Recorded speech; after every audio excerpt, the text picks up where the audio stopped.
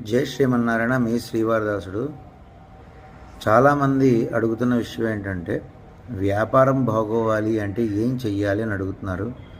ప్రతిరోజు కూడా మీ యొక్క షాపులో, వ్యాపార స్థలంలో ప్రతిరోజు క్రమం తప్పకుండా లక్ష్మీ అష్టోత్తరం చేయండి. కుంకుమార్చన ప్రతిరోజు కుంకుమార్చన చేయండి లక్ష్మీదేవికి. ఖచ్చితంగా వ్యాపారం అభివృద్ధి కలుగుతుంది.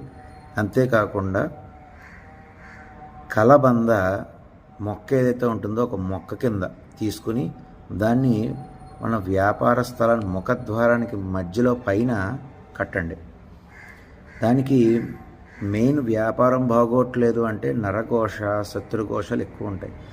ఈ కలబందకి ఎటువంటి నెగిటివ్ ఎనర్జీ అయినా తీసుకుని దాంట్లో ఇముడ్చుకునే శక్తి పరమేశ్వరుడు ఇచ్చాడు. కాబట్టి అష్టోత్తరం చేయండి, కలబంద కట్టండి. చాలా